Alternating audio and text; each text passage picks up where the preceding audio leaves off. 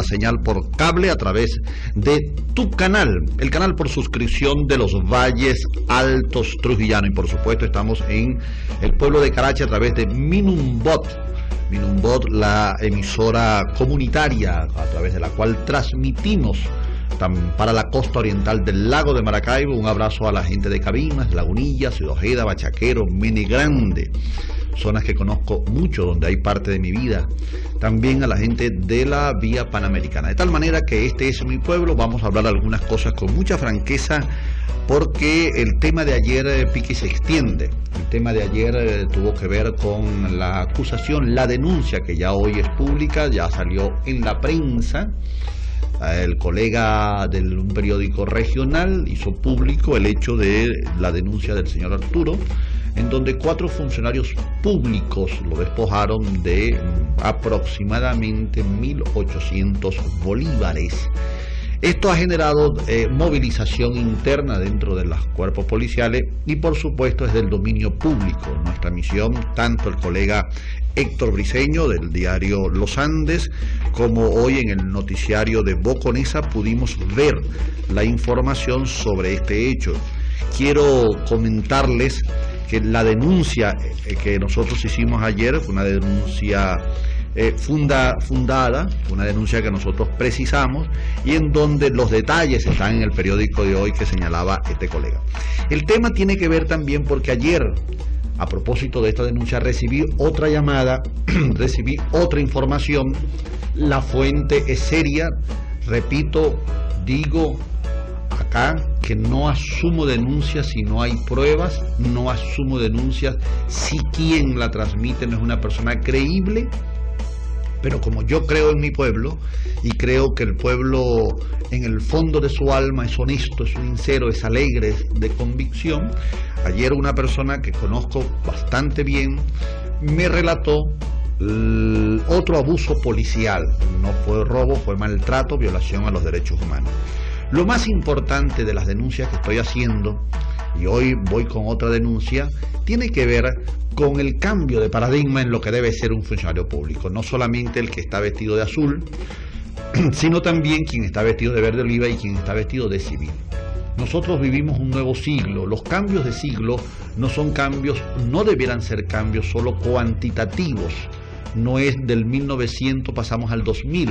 Tienen que ser cambios también cualitativos, cambios en donde el concepto de la vida, en donde el concepto del derecho, de la justicia, de la soberanía, el concepto de la autonomía, tenemos que mover nuestros sentimientos, nuestras cabezas hacia un grado superior de sociedad. Y ese grado superior de sociedad pasa por el compromiso que tenga cada uno de nosotros. Cada uno de nosotros como individualidad conformamos una sociedad, una multitud, 29 y tantos millones de habitantes están constituidos por la frase afortunada que la semana pasada construimos con ese centro de acopio donde dijimos un grano de harina. El aporte que estoy haciendo como periodista no es ningún aporte en el aire, es mi compromiso, es asumir el rol personal desde el punto de vista profesional. Cuando el médico acomete una responsabilidad como médico, íntegramente, con eficiencia, con humildad, con el código deontológico, el código hipocrático cumplido en toda su esencia. Cuando el abogado asume que la relación entre la ley y la justicia debe ser muy estrecha y no tan distante, en donde tenemos la justicia anda por la luna y las leyes andan llevando gente a las cárceles, a eso que bien llamaba un poeta preso, ese cementerio de seres vivos en los que se han convertido cada uno de estos centros de reclusión de estas cárceles. De allí que cuando señalaba este robo cometido el pasado sábado en el sector La Milla a un chofer y que ahora se le suman otros casos, es porque tenemos que establecer una comunicación horizontal entre ustedes que están detrás del micrófono, detrás de la cámara, y uno que se licenció en un oficio que tiene la inmensa responsabilidad y única responsabilidad de servirle a la comunidad. Ese es mi único deber. En el fondo, toda la profesión, en el fondo, el periodismo, a mi manera de ver, modestamente, tiene una sola función: servirle a la comunidad. Y ese servicio a la comunidad pasa por hacer público aquellos hechos, aquellos sucesos en donde se violan los derechos, el derecho a la vida, el derecho al trabajo, el derecho a la salud, el derecho a la paz, el derecho a la soberanía. Nuestro oficio está concebido ideológicamente, políticamente, para mantener un flujo entre la verdad y la verdad con los que escuchan, con los que ven este programa, con los que están leyendo los artículos de prensa, en todos aquellos receptores, consumidores de mensajes. Por eso hoy quiero continuar con el tema policial porque es grave. No se puede ver a un policía como un delincuente, no se puede ver a un funcionario público como una persona que se aprovecha de su cargo, de su puesto para cometer fechorías. Vamos con los compromisos necesarios. Tengo un invitado de hoy, un invitado muy importante. Vamos a reflexionar sobre el caso policial, las denuncias, la impunidad, los atropellos, las mafias dentro de los cuerpos policiales y la sociedad, cómo actúa frente a esta realidad. Cumplimos los compromisos, este es mi pueblo, este es el pueblo del Merniño y seguimos haciendo este periodismo, este programa, este espacio para ustedes.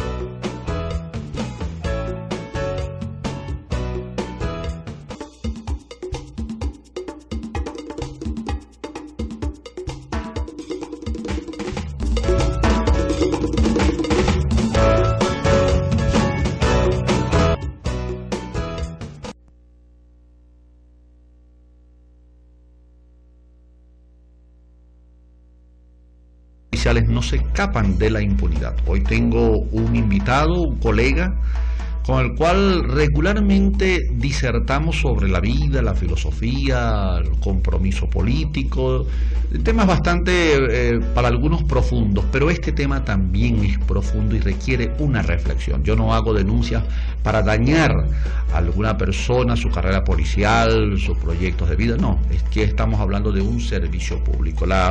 En el informe anual del 2008 de la Fiscalía General de la República reveló que de enero del 2000 a noviembre del 2007 se registraron, estoy leyendo acá un material, 7.243 ejecuciones por parte de uniformados, de los cuales apenas 1.273 fueron acusados y 2.127 tuvieron imputación fiscal, pero solo 412 fueron detenidos, lo que representa el 6% del total. Entonces hay un gran hueco, hay una impunidad, algo está pasando porque están aumentando los delitos cometidos por funcionarios policiales. Por eso quise hoy conversar, porque regularmente yo a Luis Arias no lo entrevisto, regularmente conversamos con mucha fluidez, y te doy las gracias, Luis, por haber aceptado la invitación, porque este es un tema sumamente delicado.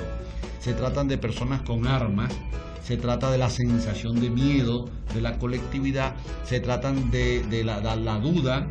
Algo está pasando, porque este mismo drama de policías metidos a delincuentes, de policías que crean mafias, de policías que saltan la línea de lo que es la justicia y lo que es la ley y se convierten en delincuentes uniformados, esto hay que abordarlo de otra manera. Sí, ciertamente. Además, suscribo todo lo que has dicho, sobre todo eso tan bello de que como periodista lo más natural es ser profesor, ¿no? Yo he cumplido los dos papeles. Fui primero profesor y casi no he ejercido la noticia, sino ocasionalmente en radio, etcétera. Algunas veces en prensa, algunas veces escribiendo, etcétera. Pero fundamentalmente me considero un docente, un educador, un profesor. Pero como periodista. Ahora, me gustaría ir un poco más hondo, porque primero tengo más edad. Eso no es una ventaja muchas veces. Pero eso es evidente también. Segundo, que mi infancia viene del general Medina, que fue al hombre que le tocó la transición entre el general Gómez y la atenuación de López Contreras y el nacimiento verdadero de la democracia. Medina fue un demócrata sin duda, pero la estructura del país no era democrática.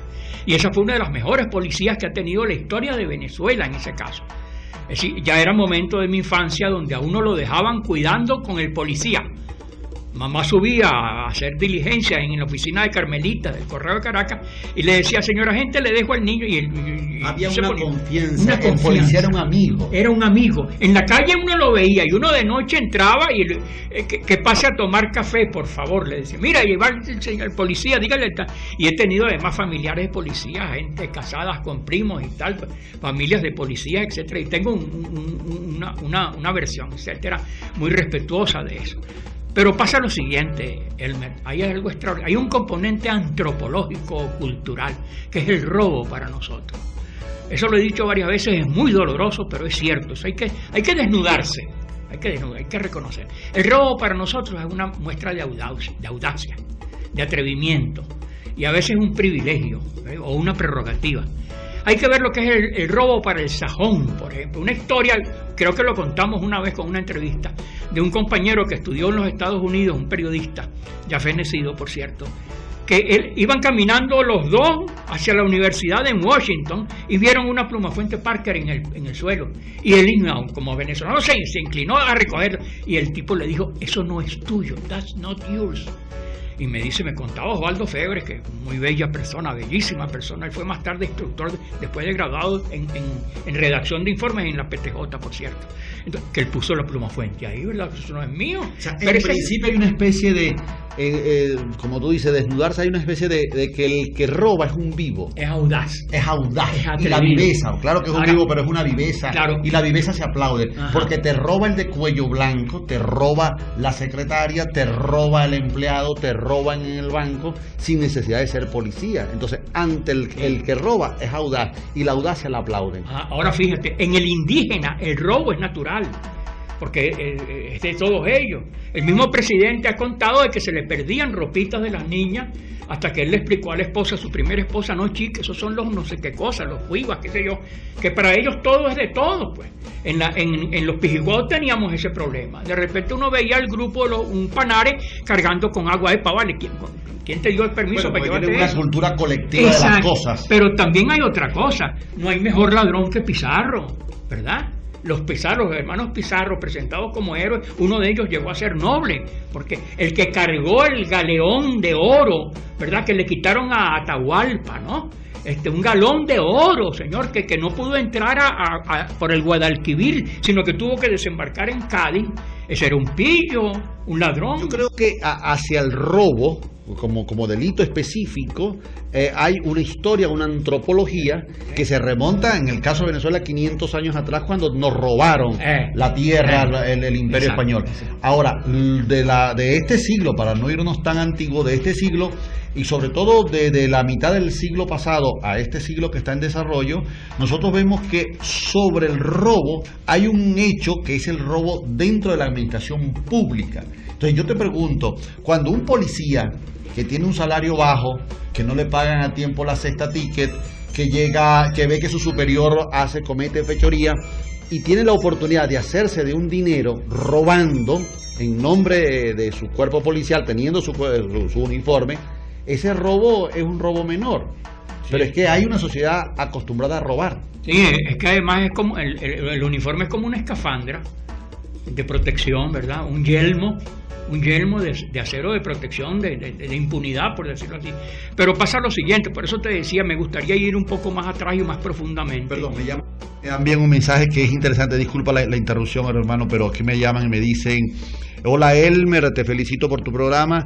Y sí, lamentablemente los policías nuevos más que todo son los que les piden plata a los civiles por una u otra causa. Entonces fíjate tú, el policía que llega, que va a reforzar las medidas de seguridad, sobre esas medidas de seguridad los políticos hacen toda una exposición, pero al final, en lo pequeño, en el caso de, por ejemplo, acá en Trujillo, y nosotros que tenemos una sintonía interesante en el sector campesino, ¿cuántos campesinos llegan al pueblo a hacer sus compras y son matraqueados por estos policías? O por cualquier otro funcionario. Pero fíjate lo siguiente, Elmer, que es importantísimo. ¿Por qué nosotros tenemos estos principios? Primero porque tuvimos padres muy estrictos, es decir, muy considerados y muy buena formación, por decirlo así. Pero yo pasé por idiota, y por no decir la palabrota, ¿verdad?, en la escuela. ¿verdad? Porque tú no te atreves a hacer esto. Pasábamos por un sembrado campesino, vamos a meternos que hay unas buenas pastillas. Yo no me meto, ¿verdad? Pero ¿por qué? Porque uno tiene formación. Ahora, ¿a quién se escoge para esos cargos? Tú y yo tenemos universidad, ¿verdad? Y tuvimos una enseñanza en ética muy fuerte. Nosotros vimos ética, legislación de prensa, una pila de materias y generalmente con muy buenos profesores. Y por eso tenemos sobre la propiedad. Entonces, ¿qué pasa? ¿Qué somos nosotros? Resultado de una educación. ¿Y quién es el policía? ¿Qué grado de educación tiene? Pero de una educación que viene desde abajo. Fíjate que tú, perdóname la interrupción y la inmodestia, y ustedes también. Yo esta mañana viví un caso extraordinario, me siento profundamente orgulloso y quiero compartirlo con ustedes con bastante corazón. Mi hija, yo tengo 4 hijos, 3 varones y una hija. Mi hija se consiguió hace 10 días un teléfono. Me lo plantea y le digo, bueno, tómalo y cuando haya la posibilidad de devolverlo, se devuelve. Pasaron los días, no apareció el dueño ni la dueña, hasta que circunstancialmente pues apareció la persona propietaria y mi hija, esa persona resultó ser su amiga. Y resulta que ella va y me consulta, ¿qué hago? Y le digo, hay que hacer lo correcto, la honestidad. Porque si algo le pido yo a mis hijos es que sean honestos, porque la honestidad no se negocia, la honestidad se exhibe, se practica y se siente uno orgulloso. Entonces yo parto lo que tú dices, es importante la formación familiar, la formación familiar. En la vida diaria. ¿No? ¿Y cuál es el pensum de los actuales policías de la escuela que se está haciendo en Caracas? Con la nueva tendencia de la nueva policía. Ellos tienen que estudiar antropología, tienen que estudiar derecho, tienen que estudiar principios, ética sobre todo, ética. Esa palabra es mágica, fundamental en la formación de un funcionario público. ¿Verdad? Como los griegos, conducta, eso es fundamental para la formación de alguien y eso corregiría esto. Cuando nos tocó hacer eso, que es participar por medio de cuestionarios que aparecen en la prensa, uno escribe y los manda, etcétera. Yo llené aquí en la alcaldía, yo no sé si eso llegó a Caracas, pero yo les recomiendo, pongan profesores, pongan sociólogos y antropólogos de policía, ¿no? Que es muy digno. Los miembros de la FBI son todos abogados, ojo, todos los miembros del FBI. Pero estamos hablando abogados. Del policía de a pie, del policía, es decir, pareciera, tú sabes que después de Medina hubo un proceso mayor de descomposición que explotó en la década del 60 hasta hace poco y todavía la vivimos, desde el 45, en donde hacerse el policía de Cuque era una expresión descalificadora, ¿no? Ahí comienza la historia. Vamos con los compromisos y sigo con Luis Arias hablando sobre la impunidad y la formación de nuestros policías. Ya vuelvo.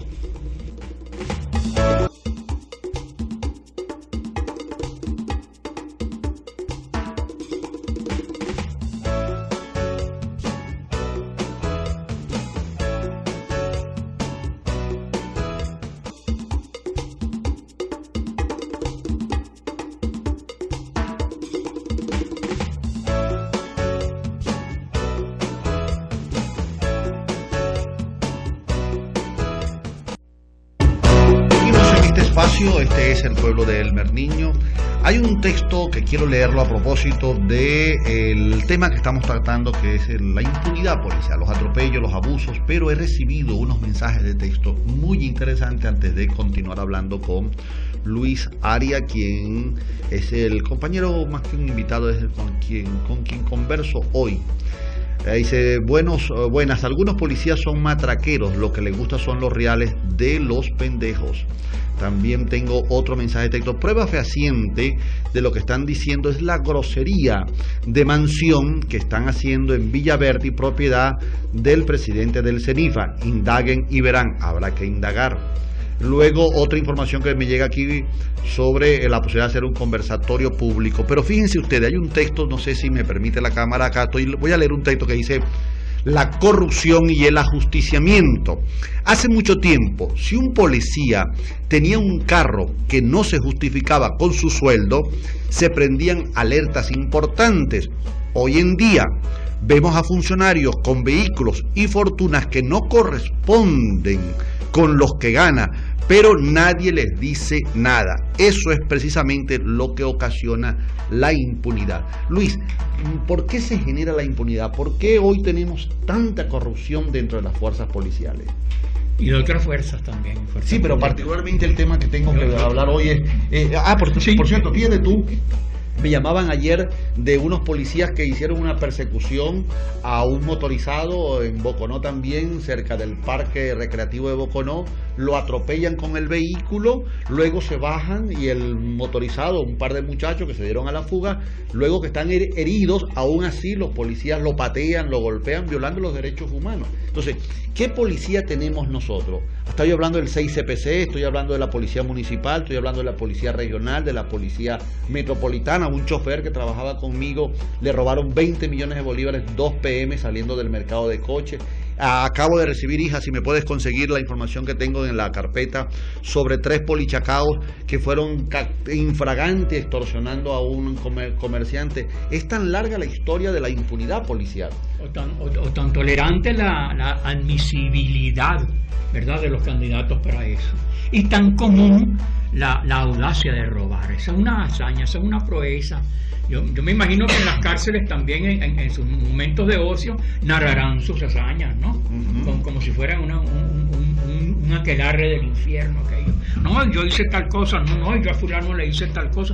Esas son proezas también, pero unas proezas medidas por la ignorancia o permitidas por la incapacidad, por el vacío ético de las personas, que es muy importante. O de la sociedad. O de la sociedad, porque lo que es de ellos no es ajeno a nosotros, ojo, ¿verdad? Sí, porque el policía tiene carne, tiene huesos, tiene sangre, está formado en una sociedad, es un compatriota. Y culturalmente es co-venezolano, ¿verdad? No lo trajimos de un planeta extraño y lo pusimos allí.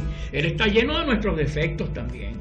Pero si no tiene carro, por ejemplo, pues se pudiera haber un plan especial. Mire, usted es un funcionario que sale muy tarde de aquí, usted necesita un carrito. Claro. Aquí está el plan para estas cosas. La hospitalización.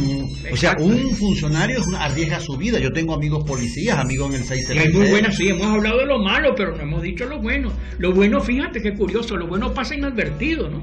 Nadie nota la bondad, ¿no? La bondad es una cosa como más natural, por decir, y nos estamos quejando de lo anormal, pero lo normal es la bondad, la cortesía, el buen espíritu, sobre todo ahora que estamos en diciembre, que se reaviva un poco eso comercialmente, de la felicidad y de la hermandad humana, etcétera. Pero esos son valores reales, concretos, eso es cierto, ¿no? Entonces hay una cantidad, la mayoría de los policías son gente buena, son gente que uno puede tener.